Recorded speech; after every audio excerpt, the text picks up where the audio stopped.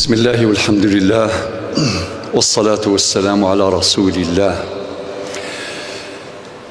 أيها الحضور الكريم، السلام عليكم ورحمة الله. اقرأ باسم ربك الذي خلق. أول اتصال بين السماء والأرض. الآية الأولى التي نزلت على قلب المصطفى صلى الله عليه وسلم. هذه الآية وهي أول آية أنزلت في الوحي الطاهر، والوحي الطاهر منهاج حياة، مصداقا لقوله تعالى في سورة الإسراء الآية 9: إن هذا القرآن يهدي للتي هي أقوم. يهدي للتي هي أقوم في مجال الإيمان. البشرية التائهة التي تعيش حالة من التيه والضياع تحتاج إلى هداية، فعقول البشر مهما سمت وارتقت وبلغت شأوا عاليا لا يمكن لها أن تدرك وجه المصلحة في حياتها. لذلك اقتضت حكمة الله أن ينزل هذا الوحي الطاهر، به يختم النبوات والرسالات. قال ربنا عز وجل في أوائل المائدة: اليوم يئس الذين كفروا من دينكم فلا تخشوهم واخشون اليوم أكملت لكم دينكم. فالدين قد اكتمل على مستوى الإيمان في المجال العقدي، اكتمل على مستوى العبادات، ويسر الوجود: وما خلقت الجن والإنس إلا ليعبدون إياك نعبد وإياك نستعين. اكتمل الدين على مستوى التشريع: ثم جعلناك على شريعة من الأمر فاتبعها ولا تتبع أهواء الذين لا يعلمون. فالشريعة ضابطة لحركة الإنسان في جميع المجالات، تضبط حركة الإنسان على مستوى المعاملات في جميع مناحي الحياة. والمجال الرابع هو المجال التربوي، المجال الخلقي: اليوم أكملت لكم دينكم وأتممت عليكم نعمتي. والإسلام أعظم نعمة، ورضيت لكم الإسلام دينا. في سورة الإسراء: إن هذا القرآن يهدي للتي هي أقوم. في سورة الجن في الآيتين الأولى والثانية: قل أوحي إلي أنه استمع نفر من الجن فقالوا إنا سمعنا قرآنا عجبا يهدي إلى الرشد فآمنا به ولن نشرك بربنا أحدا. اقرأ هنا المنطلق. اقتضت حكمة الله عز وجل أن ينزل هذا الأمر الرباني في أول اتصال بين السماء والأرض: اقرأ. وهذا الأمر يحمل العديد من الدلالات، منها قراءة كل ما يقرأ، فالعلوم تتكامل. العلوم تتكامل. من قرأ علوم الدين، علوم الشريعة، يتعرف على الخالق جل جلاله وينضبط بأحكامها ويهتدي بهديها. من قرأ علم الفلك وهو ينظر في هذا الفضاء، في هذا الكون الفسيح، يوحد ويسبح الله جل جلاله، سبحان الذي خلق وأبدع. من ينظر تلك الجبال والبحار والأنهار والنباتات والأشجار والبشر، العوالم كثيرة. صدق الله إذ يقول في سورة ياسين الآية 36: سبحان الذي خلق الأزواج كلها مما تنبت الأرض ومن أنفسهم ومما لا يعلمون. وقد ختمت هذه الآية بهذه الصيغة ليظل الإعجاز القرآني قائما ومما لا يعلمون، وفوق كل ذي علم عليم، وما أوتيتم من العلم إلا قليلا. فعلوم الناس وعلوم العلماء مع اجتماعهم يصدق عليهم هذا الوصف: وما أوتيتم من العلم إلا قليلا. ولكن هذه العلوم التي تتكامل من أجل معرفة الله جل جلاله، لذلك ربنا قال في آية القرآن: فاعلم أنه لا إله إلا الله. سبحان الله. والإمام البخاري رحمه الله الباب المعروف الذي وضعه في كتابه باب العلم قبل القول والعمل. ربنا يقول: فاعلم أنه لا إله إلا الله. فإذا كان هذا الإيمان منطلقا من العلم يكون إيمانا راسخا رسوخ الجبال الرواسي، يكون علما نافعا لأنه انطلق من قاعدة الإيمان. فاعلم أنه لا إله إلا الله.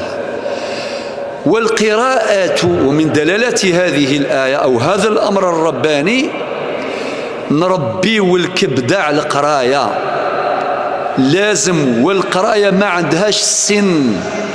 قرأنا في التاريخ العديد من الناس ما التحقوا بمقاعد الدراسة إلا في وقت متأخر جدا، ولكن كل من سار على الدرب وصل.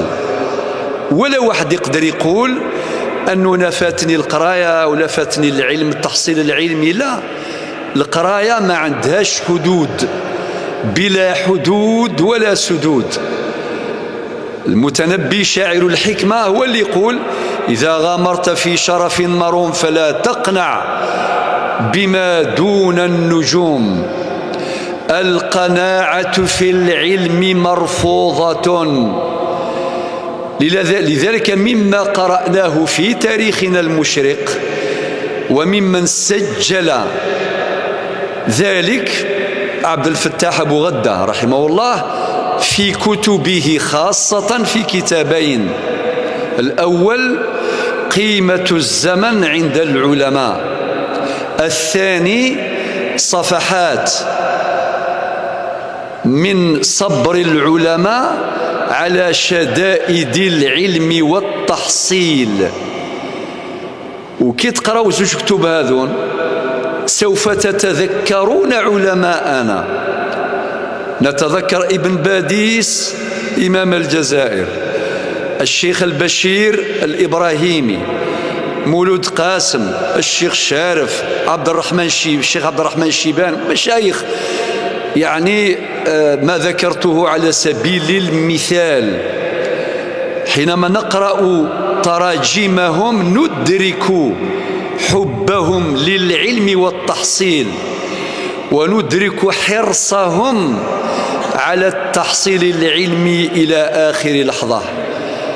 ومن علماء الجزائر وأعلامها الشيخ طاري تعالجت الذي تجاوز قرنا من الزمان، ظل حريصا على القراءة والتحصيل إلى أن ودع هذه الحياة. ومما قرأناه في هذين الكتابين المذكورين يذكر بعض النماذج التي بها يحتذى.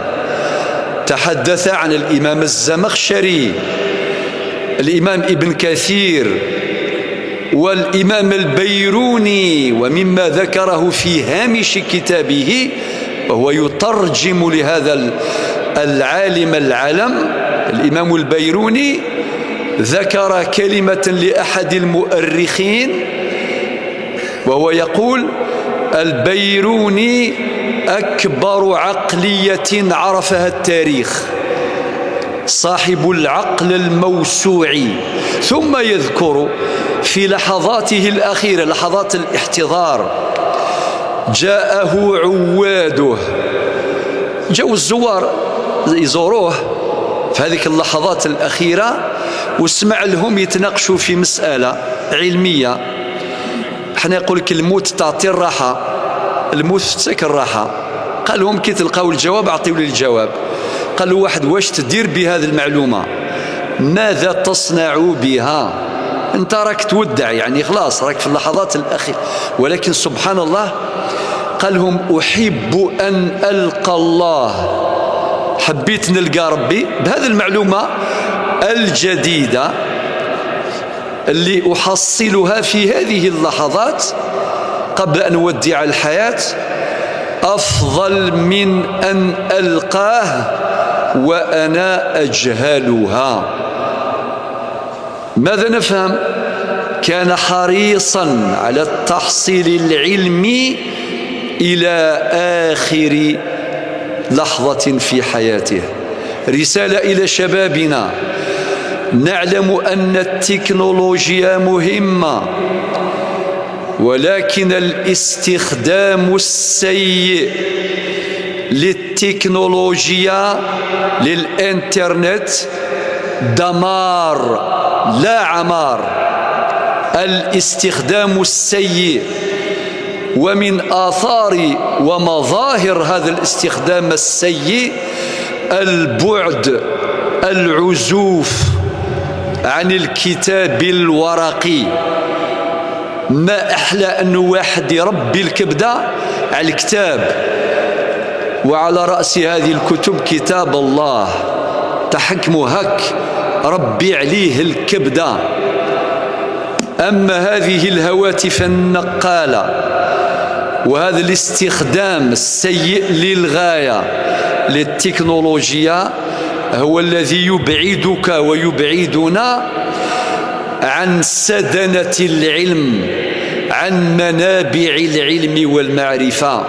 اقرأ باسم ربك، باسم ربك. ولكن هذه القراءة هي مفتاح العلم، القراءة مفتاح العلم، ولكن لا بد أن يتصل هذا العلم بالله، لأن العلم إذا اتصل بالله عمر، وإذا انفصل عن الله دمر. فالعلم عمار أو دمار. لذلك الآية: اقرأ باسم ربك. لا بد أن يقترن العلم، أن تقترن القراءة بالله. اقرأ باسم ربك. فإذا كان الإيمان حاضنا للعلم والقراءة سيكون العلم نافعا، مهما كانت طبيعة العلم الذي يحصله المتعلم. القراية اللي يقراها تنفعه. إذا قرأ علم الجيولوجيا تنفعه، إذا قرأ علم الفلك ينفعه، إذا قرأ علم البحار ينفعه، علم الجغرافيا، علم النفس، علم الاجتماع، علم الاقتصاد، العلوم علم الطب، علم البيولوجيا، جميع العلوم. إن شئتم أذكركم حينما أنتجت الثورة البيولوجية الطبية في سنوات سبقت ما تعرفونه في مجال الاستنساخ، الكلوناج، الاستنساخ، خاصة مع نجاح الاستنساخ نتاع النعجة دولي. ماذا حصل في ذلك الوقت؟ نقاش كبير على مستوى الفلاسفة، على مستوى البيولوجيين والأطباء والسياسيين ورجال القانون، يقولون من يستحق هذا الاستنساخ؟ هم يريدون الانتقال إلى فضاء، إلى مجال الاستنساخ البشري، الاستنساخ البشري. وأنتم تعرفون مآلات الاستنساخ البشري، دمار كبير للأسرة، للإنسان، والمساوئ كثيرة.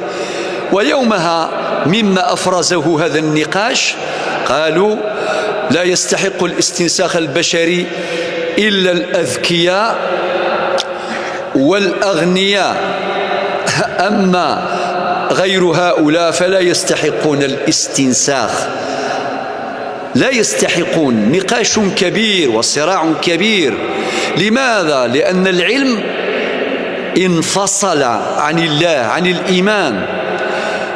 وما ذكرته على سبيل المثال، والحديث قياس، الحديث قياس. لذلك ربنا قال اقرأ باسم ربك، هذا هو صمام الأمان، هذه الضمانة الكبرى لضمان نتائج وآثار العلم، ليصبح العلم مصدرا لمعرفة، سببا لمعرفة الله وحسن عبادته وتوحيده، ونشر العلم من أجل الإنسان، خدمة للإنسان، بناء للحضارة. وهنا أيضا أستحضر كلمة لبعض عقلاء الغرب: لا ننكر أن الحضارة الغربية هي المهيمنة الآن على هذه الكرة الأرضية، لا ننكر ما في هذه الحضارة من إيجابيات، اختزلت المسافات، يسرت السبل، قربت البعيد، تكنولوجيات عالية في جميع المجالات، في مجال الفضاء، في مجال البحار، في جميع المجالات. ولكن عقلاء الغرب يدقون ناقوس الخطر، فيقولون أن هذه الحضارة أيضا تصنع السلاح، هذه الحضارة لا تقيم وزنا للإنسان، هذا الإنسان الذي كرمه الله عز وجل وكرامته في آدميته. ربنا قال في سورة الإسراء الآية 70: ولقد كرمنا بني آدم. كرامة الإنسان في آدميته، ولكن هذا الإنسان يغتال، يدمر، يقتل، حروب وفتن، إسالة للدماء، إزهاق للأرواح، إثارة للفتن، عدوان صارخ لحقوق الإنسان، رغم وجود ترسانة قانونية على المستوى القانوني الدولي، على مستوى المواثيق الدولية والإعلانات التي تبرز ضرورة التعايش بين أفراد الأسرة البشرية، ضرورة إشاعة السلم والأمن في العالم. ولكن لا حول ولا قوة إلا بالله. أمامنا فلسطين، هذه القضية الأم، هذه القضية الجوهرية التي أحرجت كل الناس في عالم الناس. أين هي حقوق الإنسان؟ اللهم إلا إذا استحضرنا ما قاله الشاعر: قتل شخص واحد جريمة لا تغتفر، وقتل شعب آمن مسألة فيها نظر. الكيل بمكاييل. إذن هذا العلم، هذه الحضارة، هذه التكنولوجيات، هذا الإنسان إذا انفصل عن الله دمر. اقرأ باسم ربك الذي خلق. بعدما علمنا بأن العلم لا بد أن يكون مقترنا بالإيمان ليورث ما يورثه من خير. القراءة إذا كانت منطلقة من هذا المنطلق ستبني ولا تهدم، تجمع ولا تفرق، ترفع ولا تضع، تزرع الأمل ولا تزرع اليأس. وحينما تبنى حضارة منطلقة من هذا المنطلق ستكون حضارة تسعد الإنسان ولا تشقيه. أيام البشر قليلة، أعمارنا جميعا قصيرة ولو طالت، بل الحياة أقصر من أن نقصرها. لماذا لا نستثمرها فيما ينفع؟ لماذا لا نستثمرها فيما يذكرنا الناس به بعد وفاتنا بخير؟ ربنا قال في سورة الحشر في الآية 10: ربنا اغفر لنا ولإخواننا الذين سبقونا بالإيمان. لماذا؟ أعمارنا قصيرة ولو طالت، أعمارنا أوقاتنا أعمارنا. وقد صدق الحسن البصري رحمه الله: يا ابن آدم إنما أنت أيام، إذا ذهب يومك ذهب بعضك. اقرأ باسم ربك الذي خلق. ربنا عز وجل ختم هذه الآية الأولى من سورة العلق بصفة جليلة من صفاته، أنه هو الخالق، ولا يمكن لأي كان للادعاء أن يدعي هذه الصفة. الله هو الخالق جل جلاله، خلق جميع العوالم، ما نعلم وما لا نعلم.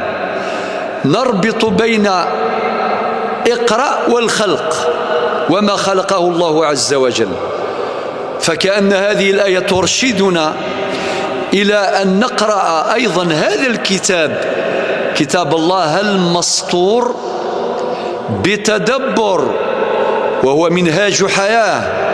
إن هذا القرآن يهدي للتي هي أقوم في مجال الإيمان لكي لا نضيع.